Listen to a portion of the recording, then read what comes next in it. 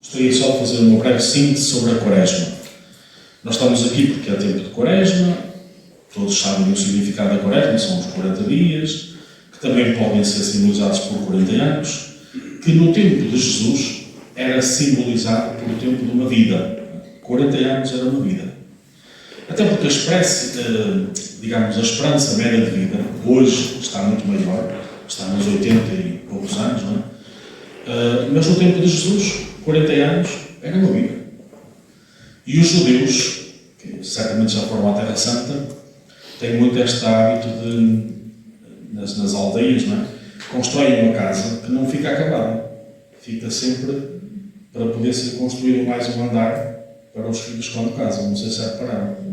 Algumas casas estão construídas, depois têm umas colunas de cimento, não é? Umas vigas, que é para quando depois o primeiro filho casar, então constroem por cima. O terreno também não é assim muito, tem que ser aproveitado. Não é?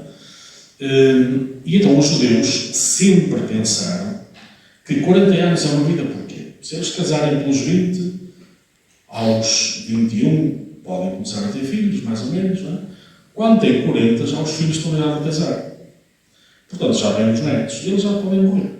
Era assim que eles pensavam. Portanto, 40 anos era uma vida. E por isso é que a Quaresma é símbolo da nossa própria vida. E é um tempo de conversão. A nossa vida toda é um tempo de conversão. O que é que Nossa Senhora pediu a falar? Conversão. Depois iremos mais tarde ver mais o sentido dessa palavra. Mas reparem, toda a minha vida, desde o batismo até à hora da morte, eu sou convidado a voltar-me para Jesus Cristo. A palavra conversão é voltar o nosso coração a sintonizar com o de Cristo. Lembram-se naqueles tempos em que havia os rádios que era preciso lá com o botãozinho à procura de emissora, né? Depois lá se chegava. Depois para dizer exatamente que nós também precisamos constantemente de sintonizarmos com Jesus, ainda que umas vezes falhamos e depois recomeçamos de novo, e vamos ver depois da parte de tarde como podemos recomeçar sempre de novo, mas o importante é saber que eu estou a caminho com Jesus. E quando nos pomos a caminho, temos que nos predispor a deixar coisas, a levar só o essencial, a desinstalar-nos, a não termos aquele aconchego que tínhamos em casa. Então a nossa vida também é um bocado isso. Mas porquê que nós nos pomos a caminho? Imaginai uma viagem que fazemos, é porque vamos para uma coisa melhor. E então a nossa vida está a caminhar para onde? Para a vida eterna, para esse encontro pleno com Cristo. E por isso é que durante toda a vida nós precisamos de reconhecer as nossas imperfeições, os nossos defeitos e potenciar também as nossas virtudes. Porque há uma tendência para vermos só os defeitos e esquecermos que nós também temos virtudes. Todo o ser humano, por mais pecador que seja, tem virtudes e defeitos. O que é preciso fazer é que os defeitos vão diminuindo e as virtudes vão potenciando. Ora, mas como nós facilmente desanimamos, estagnamos, então o Senhor oferece-nos, em cada ano litúrgico, tempos que nos ajudam a recentrarmos o essencial e percebermos que o tempo da Quaresma, que é dito como um tempo de conversão, de penitência, de alguns sacrifícios, que pode assim ser dito desta forma, parece uma coisa muito pesada, agora tenho que fazer sacrifício, agora não posso comer isto, agora não posso comer aquilo, agora parece uma coisa assim difícil, mas se nós pensarmos melhor, não é, porque é um caminho que nos está a orientar para a plenitude da vida. Então quando eu vou para um sítio, num passeio, numa viagem, ou vou para um sítio melhor, eu sei que a meta que me espera é muito melhor do que onde eu estava. E na nossa vida, nós sabemos que aqui na vida terrena a felicidade é sempre intermitente. É como aqueles semáforos que aparecem nas estradas mais do interior, não é? Em que a gente vai a 50, mas se o carro atrás de nós vai a 70, nós temos que parar sempre, não é? O dentro é ir a 50, os outros vêm. E paramos, é mesmo, estamos ali só à seca, não é? E hoje a vida, a felicidade, a vida é um bocadinho assim. Hoje estamos muito bem, amanhã dá-nos um dedo. depois no outro dia estamos muito bem, depois damos a cabeça, depois não sei o quê, depois apareceu um problema de trabalho, não é? Há sempre interrupções. Enquanto que a felicidade plena, o que é? É a vida sem qualquer sofrimento, sem qualquer problema. Uma vida onde nós, reparem mais uma vez, o que fizemos esta manhã aqui, vamos louvar constantemente o nosso Deus. Então a eternidade não é uma coisa estática. Não é? Há uma religiosa que, quando era criança, nas aldeias usava-se muito rezar o terço, em família, e depois ao fim do terço rezar-se por várias intenções, e uma delas era pelas almas de purgatório. Mas há aquela jaculatória, dá-lhes, Senhor, o eterno descanso. E essa menina, que hoje é freira, não é? Religiosa, diz um dia à mãe: não, mãe, eu não quero ir para o céu. Porquê, minha filha? Eu não quero. Mas porquê? Estar lá sem fazer nada, dar eterno descanso, eu quero fazer coisas, eu quero. Bom, ela hoje percebe claramente, porque é uma grande religiosa, que este dar-lhe o eterno descanso não é estar lá estático, é estar em permanente louvor ao Senhor. Não é? E por isso é que aqui na Terra nos vamos exercitando na oração. Porque a nossa missão diante de Deus é louvá-lo permanentemente e, portanto, por isso é que está a aumentar cada vez mais aqui na Terra a adoração ao Santíssimo Sacramento e os carismáticos são os pioneiros também neste amor à Eucaristia. Depois temos também, naturalmente, que estar na graça de Deus e procuramos o perdão de Deus constantemente e vamos nos aperfeiçoando, vamos nos corrigindo, porque depois a felicidade que queremos alcançar é muito maior, que é a vida eterna e a vida em Deus. Então é por isso que nós fazemos este caminho quaresmal. Porque sabemos que não estamos apenas a fazer sacrifícios por sacrifícios, não estamos apenas a caminhar para o, digamos, porque tem que ser assim, mas por um bem maior. Não é? E depois se olharmos, pensamos assim, mas isto só na igreja é que nos põe estas coisas, estas obrigações, estas exigências, estas dizer não. Não, não é só na igreja. Veja-se a vida real das pessoas. Não é? Os desportistas fazem o que querem, comem o que querem. Não é? Os estudantes gozam a vida que querem. Se gozarem, se forem bons alunos, até são capazes de fazer tudo bem para chegar ao fim e passar. Mas à partida tem que se aplicar, não é? Mas se quisermos outro exemplo muito simples, fazer uma casa ou comprar uma casa já feita, não é? Quantos sacrifícios exige? Embora depois, quando se entra na casa, parece que já tudo esqueceu, mas a verdade é que está ali muita exigência para termos aquele espaço de que necessitamos. Então, se na vida real as melhores coisas são antecedidas de esforço, também na vida cristã não pode haver perfeição se não houver esforço. É começar pelo nosso nascimento. Quantas senhoras estão aqui que são mães? Levantem os dedos, não é? Quando tiveram... Muito bem, parabéns. Não é? Quando tiveram os vossos filhotes, o que é que sentiram? Antes dos filhos nascerem, muitas dores. E quando viram o rebento do chancholinho, ou a chancholinha, muita alegria. Portanto, a vida começou assim. Começámos por dar muitas dores à nossa mamã, não é? Mas agora ela ficou toda contente quando nos viu já nos seus braços. Portanto, a vida tem que ser vivida nesta dimensão. Os sacrifícios que porventura tínhamos que fazer, as renúncias que tínhamos que fazer, não são para cumprir um preceito, mas para nos irmos renovando. O renovamento é renovarmos através do Espírito e aqui também. Então, uma das dinâmicas mais importantes na Igreja é, de facto, cultivarmos a esperança.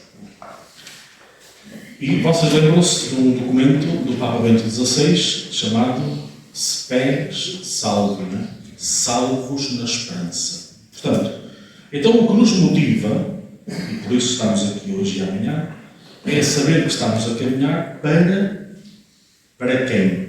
Para Cristo, para a vida eterna. Não é? E essa é a esperança que nos move. Isto é, aquilo que de facto me faz dar sentido à minha vida, aos tais sacrifícios, às tais renúncias, ao tal caminhar, é esta esperança que, como diz a carta aos Romanos no capítulo 8, não confunde. As traduções são sempre traições às vezes, não é? E nós traduzimos por não engana. Não é bem a mesma coisa, não é? a palavra confundir, também existe em português, quem é que é mestre na confusão? Portanto, o demónio é que é perito em confundir para dividir, não é? Então, de facto, o único que nos pode tirar a esperança, só esse maçarico. Porque, de resto, Deus dá-nos sempre a esperança, e essa esperança que está já garantida pela ressurreição do nosso Senhor Jesus Cristo. E reparem que é uma questão muito séria, não é? Não pensarmos que... Porque há uma percepção, nos tempos atuais, para muitos cristãos parece que a ressurreição é uma coisa assim, longínqua, não dá a ver connosco, não é? Infelizmente no Norte, e só posso falar por aí, ouve-se muito nos funerais, para estes já tudo acabou. Isto é sinal de quê? Que não há esperança na meta que é a ressurreição. Então a ressurreição é exatamente isso, é saber que, apesar de toda a vida terrena ser pautada por essas mesmas dificuldades, a meta que vamos alcançar, e que já nos foi provada por Jesus Cristo, é de facto a ressurreição, a vida plena, a plenitude da vida. Então eu queria partilhar convosco algumas ideias, a começar pelos Papas, sobre a esperança. Começamos pelo Papa João Paulo I. Tem sido pouco falado, não é? Apesar de ser o homem do sorriso, teve apenas 33 dias no seu pontificado, mas diz-nos que a esperança é uma virtude obrigatória. A esperança é uma virtude obrigatória para todo cristão, que nasce desta confiança em três verdades. Deus é omnipotente, todo-poderoso, não é? Deus ama-me imenso. Ninguém me ama tanto como Deus. E Deus é fiel às suas promessas. Então é nestas três verdades que nós podemos caminhar na esperança, não é? E essa esperança que não engana, porque, como acabamos de dizer, Deus nunca deixou de cumprir as suas promessas. E é Ele, o Deus da misericórdia, que acende em minha confiança. A palavra misericórdia, depois de tarde voltaria a sublinhar, mas significa Deus baixar à nossa condição de pecadores, não é? E levantar-nos da nossa miséria. O coração de Deus, cordere, não é? A palavra misericórdia significa miséria, miser, e depois cordere, coração. Então o coração de Deus é tão grande que me levanta da minha miséria. Isso é que chamamos a misericórdia. Então Deus, que nos criou por amor, também nos quer salvos. Mas não podemos esquecer, e também é uma verdade fundamental, que Deus não salva ninguém contra a nossa vontade.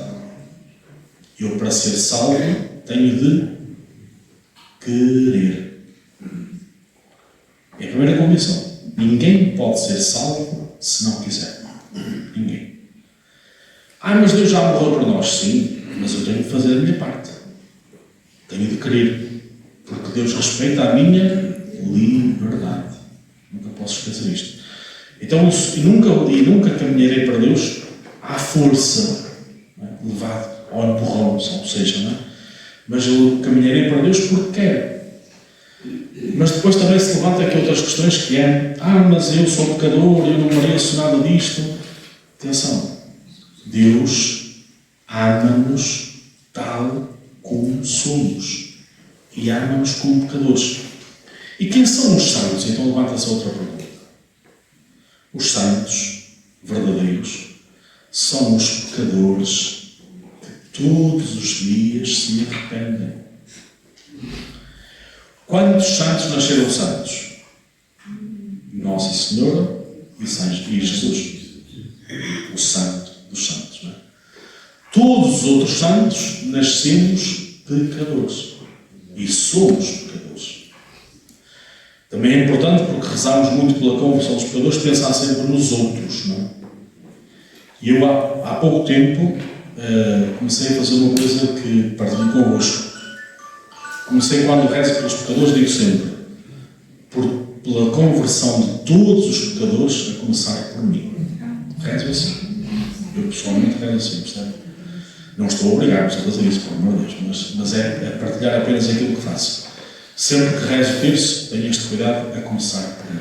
Porque há uma tendência muito grande a olharmos para os outros. Que é que vimos há pouco tempo na missa?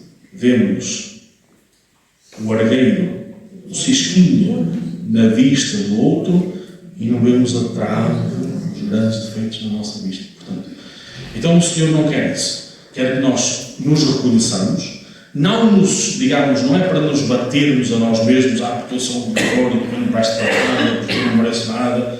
Isso é pessimismo, não vem de Deus. O que é que faz o demónio? Há uma história que se conta com o São Padre Pio, que estava no confessionário e tinha uma fila muito grande de pessoas e viu lá uma farrico. E levantou-se do confessionário e foi ter com ele. Uma farrico, o que estás aqui a fazer? E eu estou a dar vergonha a estes penitentes. E é verdade, não é? O que é que ele faz? Retira-nos a vergonha para nós pecarmos. Isto não faz mal nenhum, toda a gente faz assim, não é? Mas depois dá-nos a vergonha de nos confessarmos.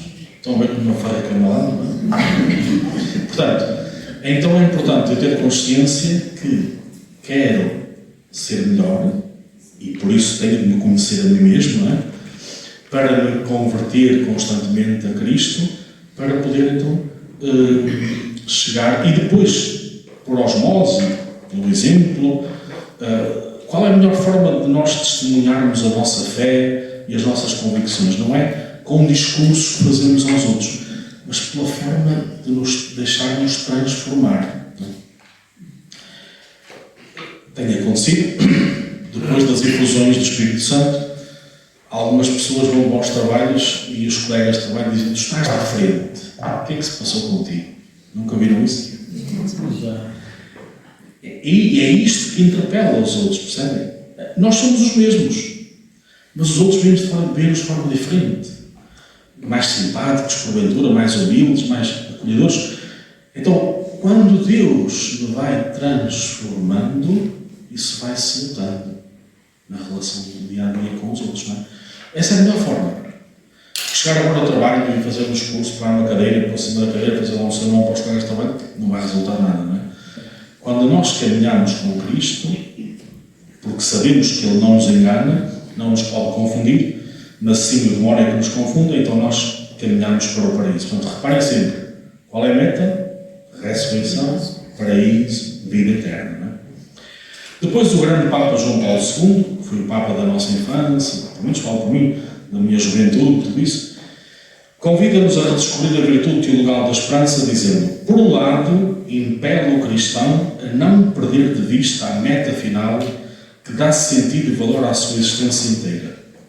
E, por outro lado, oferece motivações sólidas e profundas para o empenhamento cotidiano na transformação da realidade, a fim de a tornar conforme ao projeto de Deus. Isto encontramos naquele documento do Papa João Paulo II, Tertio Millennium Adveniente. Isto é o documento que ele escreveu no princípio do ano 2000, quando entramos no terceiro milénio. Eu acompanho uma senhora em Braga que está há 46 anos acamada. E é um testemunho fantástico. Uma mulher que reza pelos outros, que oferece todas as dores. Ela tem que fazer tratamentos no hospital de Braga sem anestesia. E consegue suportar tudo. Se vocês fossem ver, aquilo parece uma autêntica alma de Deus, um sorriso constante, uma bondade, e uma mulher que está acamada. Não pode fazer nada. Tem que ser cuidado.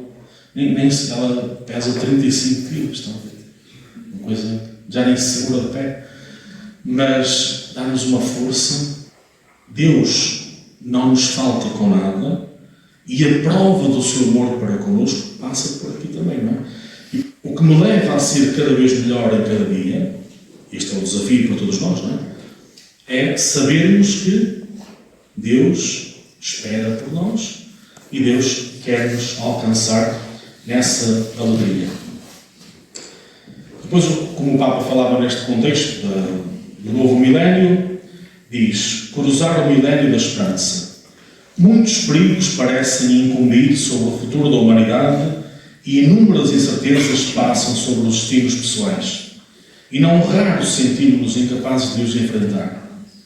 Também a crise do sentido do existir e o enigma do sofrimento e da morte voltam com insistência a bater à nossa porta do coração dos nossos contemporâneos. E reparem que este texto foi escrito em 2001, ou 2000, melhor dizendo, não é? E reparem como isto se aplica muito, não é? Temos tantas guerras, temos tantas incertezas, não é? O mundo não está fácil, neste momento, concreto, não é? Mas, apesar de todos os perigos, há sempre esta certeza de que Deus caminha connosco.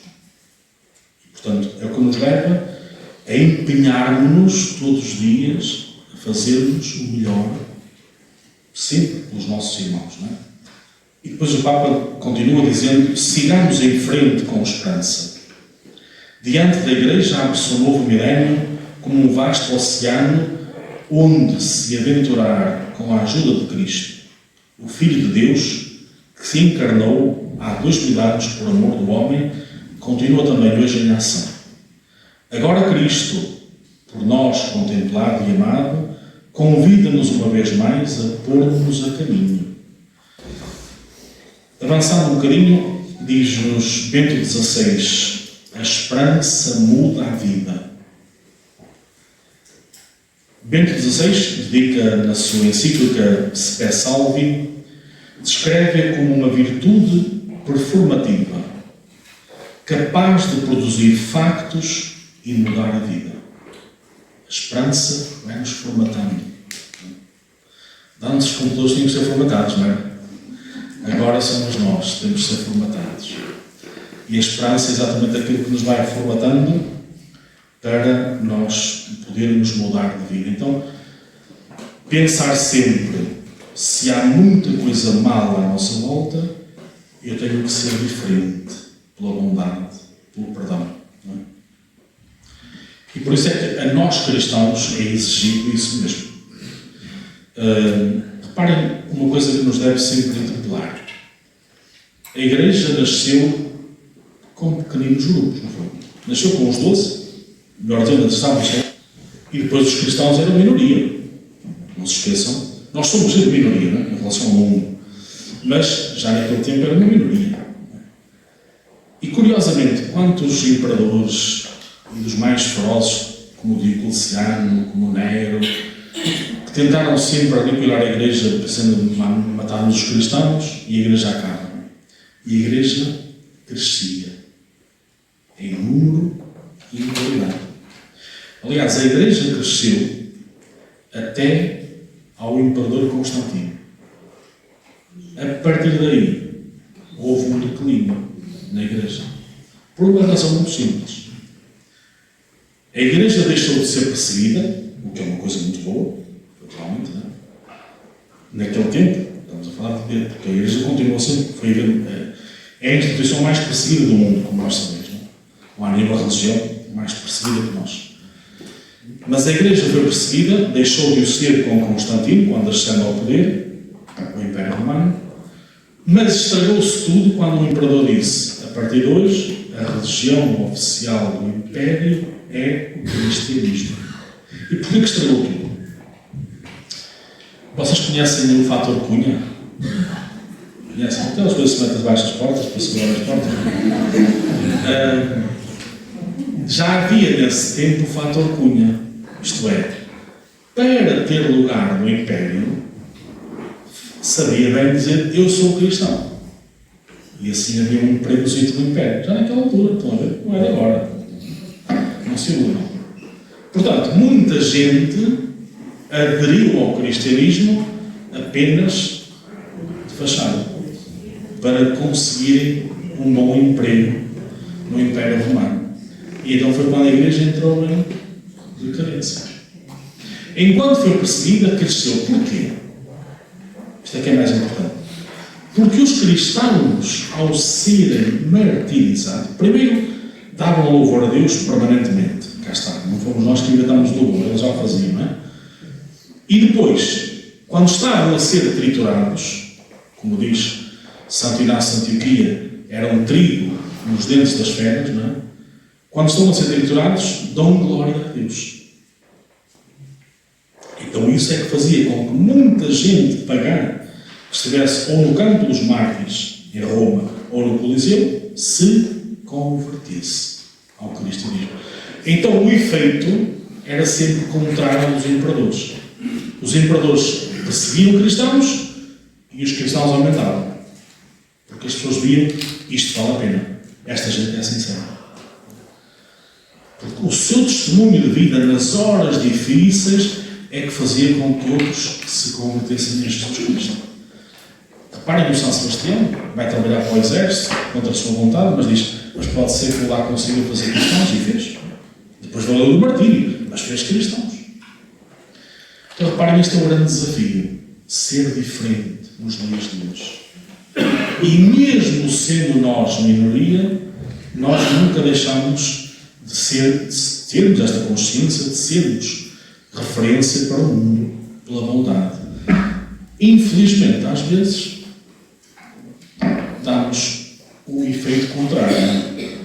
A nossa obrigação e este caminhar na esperança é exatamente para ajudar a que o mundo veja que, apesar de nós sofrermos como todos os outros, nós nunca perdemos a confiança naquele que é sempre maior que nós.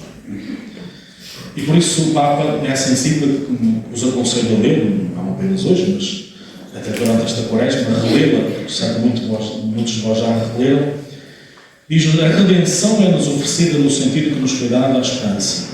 Uma esperança fidedigna, graças à qual podemos enfrentar o nosso tempo presente.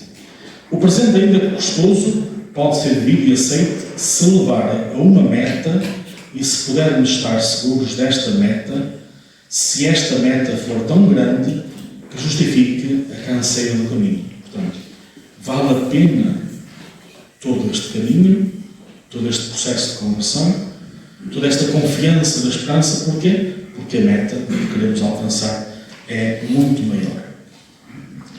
A esperança é a virtude que imprime, por assim dizer, a orientação, indicando a direção e a finalidade da existência do crente. Por isso, o apóstolo Paulo convida-nos a ser alegres na esperança, pacientes na tribulação e perseverantes na oração. Conhecem a carta de São Paulo aos Filipenses? Tem apenas 4 capítulos só. Há um e-mail. Hoje há e-mails maiores, não é? Nestes 4 capítulos, São Paulo fala 16 vezes de alegria. São Paulo estava preso, acorrentado, numas masmorras, com água a cair. Portanto, estava no maior sofrimento e consegue falar 16 vezes de alegria. Porque, reparem, há muita alegria, bebe só dentro. Mas a alegria que vem do coração, essa está assente onde? Em Deus. O mais importante é percebermos que a nossa esperança está forte, está ancorada no Senhor. O mesmo Papa Francisco continua nesta exortação dizendo: assim deve ser. Precisamos de transbordar de esperança. Romanos 15:13. Romanos 15:13.